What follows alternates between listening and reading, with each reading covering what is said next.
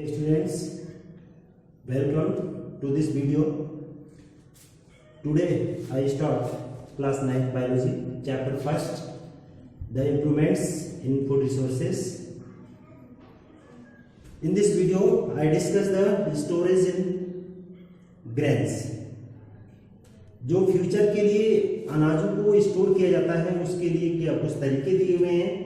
तो ये क्या तरीके होते हैं, क्योंकि हर समय क्रॉपिंग नहीं होती है, समय समय पर होती है, लेकिन हमें फूड की आवश्यकता हमेशा होती है। उन आवश्यकता की पूर्ति के लिए हमें आवश्यकता होती है फूड को स्टोर करना, कंजर्व करना, संरक्षित करना और अनेक प्रकार के इन्वायरमेंटल इफेक्ट से बचाए रखने के लिए बहुत ही कंपल्सरी होता है। तो most of Commons harvested only once in a year for getting seasonal food regularly throughout the year. They are stored in safe storage. They are following three ways. First is the aid producer, यानी जो farmers होते हैं वो producer कहा जाता है, जिसे जो उत्पन्न करते हैं यानी जो फार्मर्स होते हैं वो प्रोड्यूसर होता है। तो जो फार्मर्स ग्रेन्स को पैदा करता है, उत्पन्न करता है और उसको अपने घरों में या स्टोर रूम में जो है स्टोर कर देता है फॉर फ्यूचर के लिए। दूसरा होता है ट्रेडर्स। ट्रेडर का मतलब होता है जो फार्मर से काफी मात्रा में अनाजों को खरीद करके स्टोर करते हैं, फिर बाद में उसको जो है मार्केट में सेल करते हैं। तो ये बड़े बड़े ट्रेडर्स होते हैं। तो दूसरा जो स्टोरेज होता है ट्रेडर्स के रूप में, पहला तो प्रोड्यूसर, दूसरा ट्रेडर्स, और जो तीसरा होता है वो food corporation of India, FCI। तो ये जो होता है तीसरा पॉइंट होता है FCI, food corporation of India, यानी भारत सरकार के द्वारा, गवर्नमेंट संस्था के द्वारा जो होती है अनाजों को एकत्रित किया जाता है और उसको जो है एक जगह कंजर्व किया जाता है। तो ये तीन तरीके होते हैं। During storage damage of the grains can be take the following two types, यानी जो ग्रेन्स होते हैं उनको डैमेज करने वाले कुछ जो होते हैं, कुछ पॉइंट्स दिया गया है। इसमें दो तरीके के फैक्टर्स होते हैं, abiotic factors and biotic factors. Abiotic मतलब जैविक फैक्टर और दूसरा होता है अबायोटिक फैक्टर्स। तो इसमें अनाजों को नष्ट करने के लिए जो कि स्टोरेज होते हैं उनको बचाने के लिए इसमें दो तरीके के फैक्टर्स होते हैं। तो पहला तो बायोटिक, जिसमें अनेक प्रकार के जीव जंतु आते हैं, फॉर एग्जांपल जैसे इंसेक्ट हैं, अनेक प्रकार के कीड़े मकोड़े, रोडेंट जो कुतर कर खाने वाले होते हैं जैसे रैट्स हैं, रोडेंट कहा जाता है, बर्ड्स होते हैं, चिड़िया वगैरह हैं, तो ये माइट्स हैं, एंड बैक्टीरिया हैं, स्मॉल ऑर्गेनिज्म हैं, ये सभी उनको कहीं न कहीं नष्ट कर देते हैं। इसलिए जहाँ पर भी अनाजों को स्टोर किया जाता है उसको अच्छे तरीके से स्टेरिलाइज कर दिया जाता है, जीवाणु मुक्त कर दिया जाता है, ताकि उसमें किसी भी प्रकार के जीव जंतु या और जैविक जीव ना पहुंच पाए। तो दूसरा होता है अबायोटिक। अबायोटिक मीन्स होता है हमारा मेंटल फैक्टर्स, अजैविक कारक। अजैविक कारक में effect of temperature and moisture, दो चीजें आती हैं।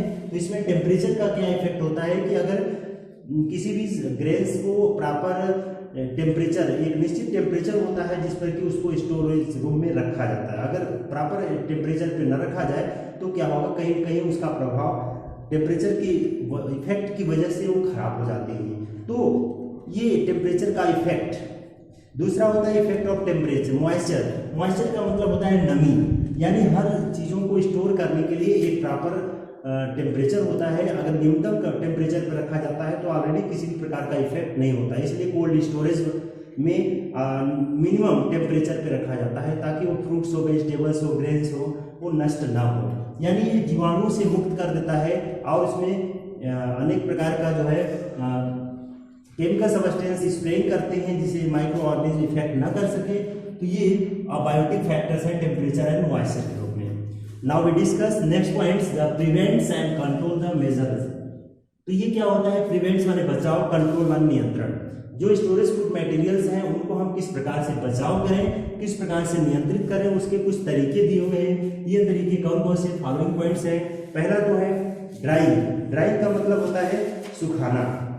ये सबसे पहले चीज कि किसी भी प्रॉपर हार्वेस्टिंग की प्रोडक्शन करने के बाद उसे क्या करते हैं, अच्छे तरीके से टेम्परेचर दे करके उसको सुखा लेते हैं, यानी ड्राई कंडीशन में कर देते हैं, ड्राई कर लेते हैं, ताकि वो आगे के लिए आने वाले समय में के लिए वो सुरक्षित बचा रहे। तो पहला होता है सुखाना, जिसे ड्राइंग कहते हैं, सुखा करके ही रखते हैं अनाजों को। जैसे अगर वेट है, अगर अच्छे से सूखा नहीं है तो कहीं न कहीं वो डैमेज हो जाएगा। दूसरा होता है क्लीनिंग, अगर उसमें गंदी चीज़ें हैं, इन्वॉल्व हैं उस ग्रेन के साथ, तो उनको क्या करें, उनकी सफाई कर लें, उनकी धुलाई कर लें, तब उसके बाद स्टोरेज किया जाए। तो यहाँ दूसरा पॉइंट होता है क्लीनिंग। क्लीनिंग का मतलब सफाई करना, यानी जो भी ग्रेन्स होते हैं उनको साफ सफाई अच्छे तरीके से रखना चाहिए, नहीं तो उसके अंदर अनेक प्रकार की गंदगी होने से वो खराब हो जाएगा। तीसरा जो होता है सेफ एंड प्रॉपर स्टोरेज।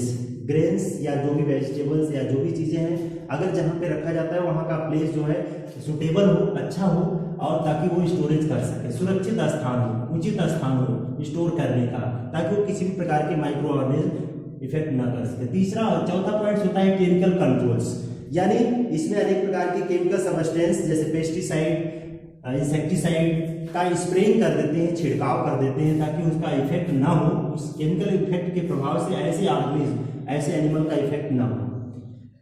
इसके बाद लास्ट में आता है फ्यूमिगेशन। फ्यूमिगेशन में भी क्या होता है, एक प्रकार का केमिकल सब्सटेंस होता है, जैसे फंगस वगैरह होते हैं, फंजाई जो कवक होते हैं वो ज़्यादा अट्रैक्ट करते हैं, डिजीज फैलाते हैं ग्रेन्स और वेजिटेबल्स पे, तो उसके लिए जो फंगस होते हैं उनको मारने के लिए फ्यूमिगेशन का यूज करते हैं केमिकल सब्सटेंस। तो these points are prevents and control of measurements in the different storage grains materials. Understand? Okay. Now we discuss the animal husbandry. Animal husbandry means पशुपालन, यानी other types of the farming called the animal husbandry. यहाँ पे क्या होता है, एक other type की farming होती है जिसमें फूड के सोर्स को बढ़ाने के लिए यूज किया जाता है। The branch of agriculture that deals with the feeding, carting, breeding of the domestic animal called animal husbandry. यानी इसमें हम भोजन भी प्राप्त करते हैं, कार्ट मीन्स मोटर गाड़ी, यानी यात्रा भी कर सकते हैं, एक स्थान से दूसरे स्थान आ जा सकते हैं। ब्रीडिंग यानी उनकी नस्लों में सुधार देखा जा सकता है। तो ये सब पशुपालन के अंतर्गत आता है।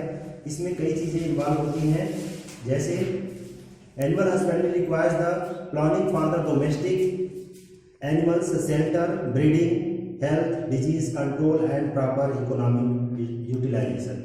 यानी पशुपालन के अंतर्गत क्या होता है कि पशुओं की देखभाल करना, उनको उचित भोजन देना, उनकी नस्लों में सुधार करना, उनके स्वास्थ्य की देखरेख करना, एंड डिजीज कंट्रोल यानी जो रोग हैं रोगों का निदान करना, और उनकी इकोनॉमिक जो आवश्यकता है उसकी पूर्ति करना। तो for examples many cattles, cow and buffaloes, horse, goat, sheep etc. तो ये सभी प्रकार के पशुओं को पाला जाता है इस कैटेगरी के अंतर्गत। अब इसमें हम लोग डिस्कस करते हैं कैटल फार्मिंग एंड ब्रीड। तो ये कैटल फार्मिंग क्या है, कैटल मीन्स होता है both cows and buffaloes are called the cattle. Cattle का मतलब होता है काव, गाय और भैंसों का पालन करना।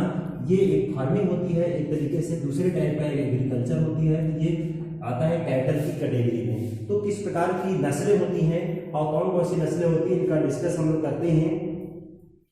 तो India has a cattles are the next to lands in use of farmers. Human beings domesticated in the milks also for meat, leather and transportation. यानी जो हम इसका पर्पज है मिल्क प्राप्त करने के लिए, चमड़ा प्राप्त करने के लिए और ट्रांसपोर्टेशन, एक स्थान से दूसरे स्थान आवागमन के लिए हम पशुओं को पालते हैं। उसका एक ये तरीका होता है कि हम किस पर्पज से पालते हैं, तो इन चीज़ों को प्राप्त करने के लिए हम इनको पाल करते हैं। तो आइए डिस्कस करते हैं ब्रीड्स ऑफ काउस। काउ गाय की नस्लें, गाय की कौन कौन सी नस्लें होती हैं। तो in this points there are different categories, broad breeds, dairy breeds and dual purpose breeds. तो इन दिस पॉइंट्स ये कई प्रकार की होती हैं, जैसे इसमें दिया है draught breeds, this meat is tough and they give the little milk. Draught breeds क्या होती हैं, जो सूखी नस्लें कही जा सकती हैं। ये क्या होती है कि ये मिल्क तो कम देती हैं, लेकिन इनका जो मीट होता है, मीट कहीं कहीं यूज किया जाता है। तो ये इनका जो मीट होता है वो टफ होता है, टाइट होता है और ये मिल्क कम देती हैं। They are used breast of bird and various agriculture practices, और इनका अधिक से अधिक खेती बाड़ी में यूज करते हैं। तो जो जिनका उपयोग हम खेती बाड़ी में करेंगे उनमें निश्चित है मिल्क का फॉर्मेशन कम होगा और उन्हें हम अपने कामों में ले सकते हैं, और उनके जो मीट होते हैं वो सॉलिड फॉर्म में होते हैं। तो ये होती हैं, ये ड्रॉट ब्रीड्स होता है। दूसरा होता है डेयरी ब्रीड्स। डेयरी का मतलब होता है दुग्ध पालन, दुग्ध वाली नस्लें जो दूध देती हैं, अधिक से अधिक दूध देती हैं।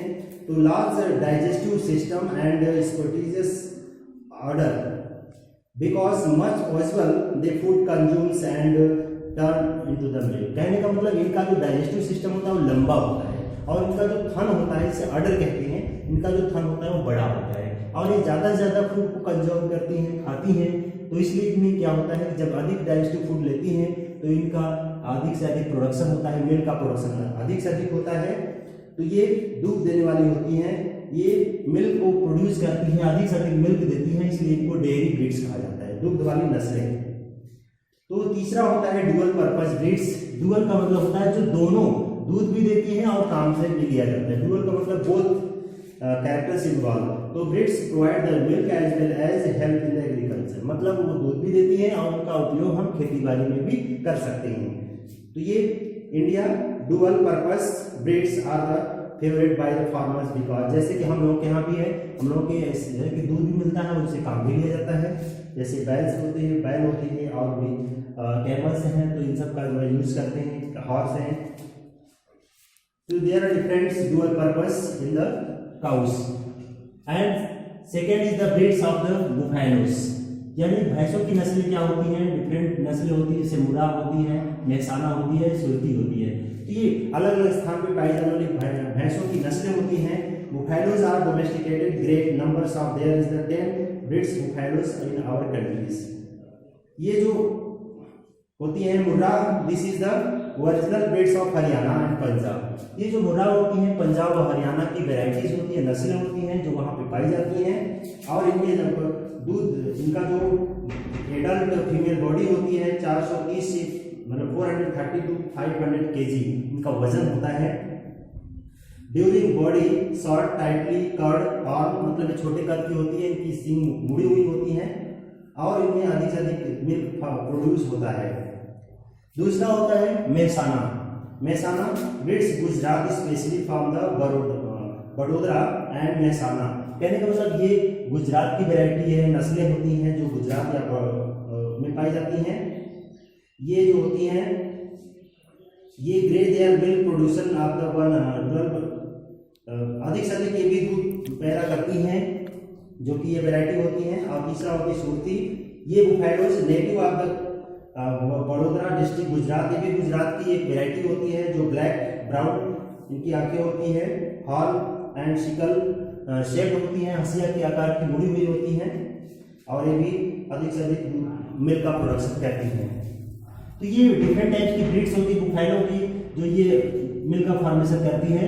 अब इसके बाद लास्ट में पॉइंट होता है quality of buffaloes milks. Buffalo milk की क्या क्वालिटीज होती है, तो ये अधिक से अधिक कार्बोहाइड्रेट, प्रोटीन, फैट, विटामिन, जैसे इसमें रिचर इन द फैट्स, अधिक मात्रा में फैट्स पाया जाता है, विटामिन ई होता है, protein, calcium, phosphorus, contains low sodium, potassium, cholesterol.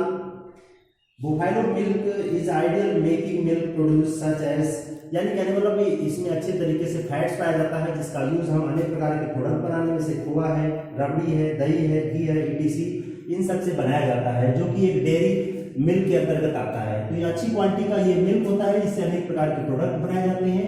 तो ये डेयरी इंडस्ट्रीज में यूज होता है। अंडरस्टैंड? Okay students.